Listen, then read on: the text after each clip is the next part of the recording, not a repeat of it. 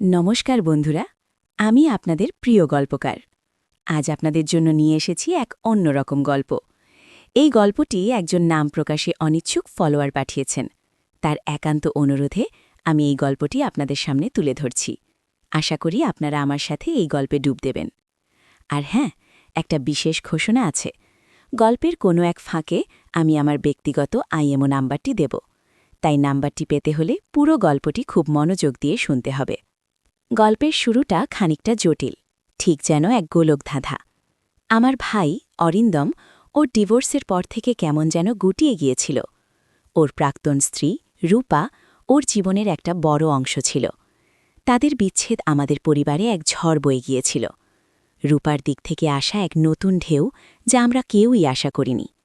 রূপার ভাই আদিত্য, সে আমাদের পাড়াতেই এক কোচিং সেন্টারে পড়ায়। অরিন্দমের সাথে ওর তখন থেকেই পরিচয়।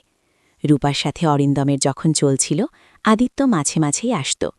আমি তখন কলেজে পড়ি। ছোট ছোট চোখের তলায় গাঢ় কাজল, এলোমেলো চুল আর মুখের ওপর সব সময় একটা নিষ্পাপ হাসি। কিন্তু এখন সেই আদিত্যকেই আমি অন্য চোখে দেখতে শুরু করলাম। অরিন্দমের ডিভোর্সের পর আদিত্য যেন আরও বেশি করে আমাদের বাড়ি আসতে শুরু করল, হয়তো ভাইয়ের প্রতি সহানুভূতি জানাতে। কিন্তু আমার মনে অন্য কিছু। আদিত্যের চোখে কি আমি নিজের প্রতি এক নতুন আকর্ষণ দেখতে পাচ্ছিলাম? ওর শান্ত গভীর চোখগুলো যেন আমাকে কিছু বলতে চাইত। ওর উপস্থিতি আমাকে কেমন যেন অস্থির করে তুলত। আমার নিজের জীবনেও তখন উত্থানপতন চলছিল। আমার প্রেমিক রাহুল, তার সাথে আমার সম্পর্কটা ধীরে ধীরে তিক্ত হচ্ছিল। রাগে, অভিমানে আর একাকিত্বে আমি জর্জরিত ছিলাম। ঠিক সেই সময়েই আদিত্যর উপস্থিতি আমার জীবনে এক নতুন মোড় নিল। একদিন ভাই কিছু বই আনতে আদিত্যের কাছে গিয়েছিল। সেদিন বৃষ্টি হচ্ছিল খুব। আদিত্যও বৃষ্টিতে ভিজতে ভিজতে বাড়ি ফিরছিল। আমি বারান্দায় দাঁড়িয়েছিলাম। আচমকা ওকে দেখে আমার কেমন যেন হলো। ও আমার দিকে তাকিয়ে একটু হাসল। সেই হাসিতে যেন এক অব্যক্ত ভাষা ছিল। আমি ভেতরে ভেতরে কেঁপে উঠলাম। এরপর থেকে প্রায় প্রতিদিনই আদিত্য আসত, কখনো ভাইয়ের পড়াশোনার খোঁজ নিতে, কখনো বা অন্য কোনো অজুহাতে। আমি চেষ্টা করতাম যেন ওর সামনে না পড়ি, কিন্তু বিধি বাম, ও যেন আমাকে খুঁজেই বেড়াত।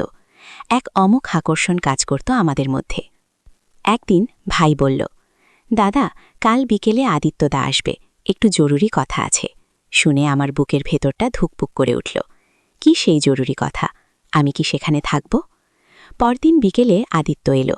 ভাইয়ের সাথে কিছু কথা বলে ও যখন চলে যেতে যাচ্ছিল, তখন আমার চোখের দিকে তাকিয়ে একটু থামল। ওদের দুজনের মধ্যে কিছু একটা চলছিল। আমি সেই মুহূর্তে নিজেকে সামলাতে পারলাম না। ভাইয়ের ঘর থেকে বেরিয়ে সোজা আদিত্যের সামনে এসে দাঁড়ালাম। আপনি কি কিছু বলতে চান? আমার গলার স্বরটাই কেমন যেন ধরে এলো। আদিত্য একটু হাসল। তুমি কি চাও? আমি থতমত খেয়ে গেলাম। কি চাই আমি? আমি তো নিজেই জানি না। রূপা কেমন আছে? আমি প্রসঙ্গ বদলানোর চেষ্টা করলাম। রূপা ঠিক আছে, কিন্তু তুমি কি ঠিক আছো?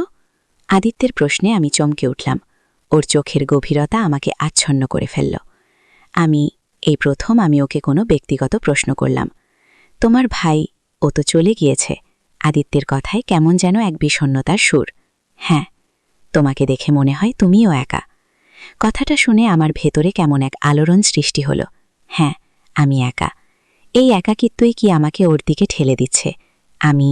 আমি যাই বলে আদিত্য চলে যেতে চাইল। দাঁড়ান, এইবার আমার মুখ থেকে অজান্তেই কথাটা বেরিয়ে এলো। আদিত্য ঘুরে তাকালো। ওর চোখে তখন এক অন্য রকম আলো। কি হয়েছে? কিছু না, আমি আদার নিজেকে গুটিয়ে নিলাম। তোমার চোখে কি দেখতে পাচ্ছি আমি? আদিত্যের কণ্ঠস্বর যেন ফিস ফিস করে উঠল। এই আকুলতা, এই চাওয়া। আমি ওর দিকে তাকিয়ে রইলাম। আমার সব প্রতিরোধ ভেঙে চুরমার হয়ে যাচ্ছিল। ওর চোখে আমি যা দেখছিলাম তা আমার মনেরই প্রতিচ্ছবি। এক নিষিদ্ধ অথচ তীব্র আকর্ষণ। আমার যেতে হবে। আদিত্য নিজেকে সামলাতে চেষ্টা করছিল। আপনি কেন এমন করছেন? আমার গলা দিয়ে স্বর বের হচ্ছিল না। করছি? কি করছি আমি? আপনি জানেন আমি কে? আমি অরিন্দমের বোন, আর আপনি রূপার ভাই। তাতে কি? আদিত্যের কণ্ঠস্বরে তখন এক রোমাঞ্চকর সুর। প্রেম কি কোনো নিয়ম মানে? আমার নিঃশ্বাস বন্ধ হয়ে আসছিল। ওর কাছাকাছি, ওর চোখে তাকিয়ে আমি নিজের সবটুকু সত্তা হারিয়ে ফেলছিলাম। ওর নিঃশ্বাস আমার মুখে এসে লাগছিল। ওর শরীরের উষ্ণতা আমাকে গ্রাস করছিল। আমি ওর নাম ধরে ডাকতে পারছিলাম না। চুপ করো। আদিত্য আমার ঠোঁটে নিজের আঙুল রাখল। এই মুহূর্তে শুধু অনুভব করো। ওর স্পর্শে আমার সারা শরীর যেন বিদ্যুতের শিহরণ খেলে গেল। ওর শরীরের তীব্র গন্ধ আমাকে মাদকতাময় করে তুলল।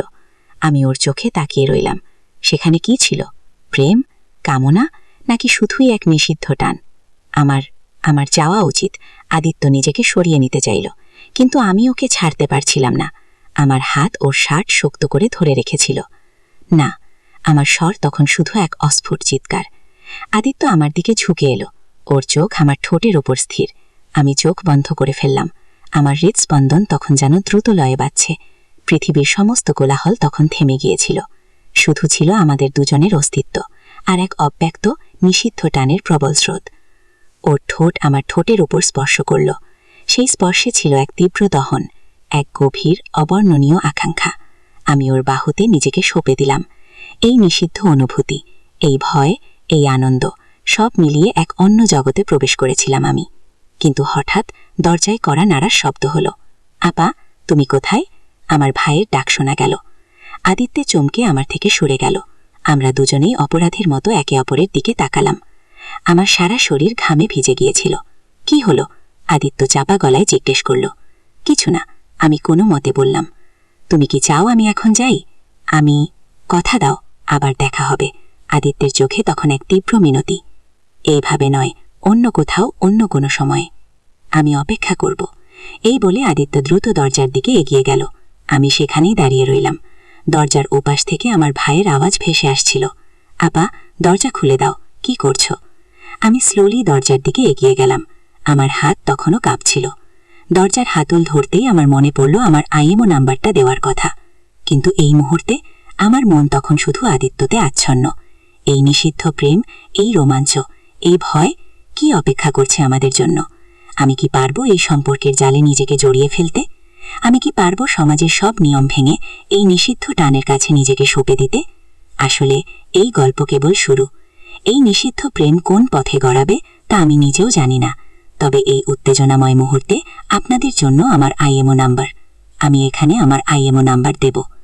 গল্পের পরবর্তী অংশে কি হবে তা জানতে হলে পরের পর্বের জন্য কমেন্ট করে জানান। আর অবশ্যই সাবস্ক্রাইব করুন যাতে পরের পর্বটি মিস না করেন। ধন্যবাদ।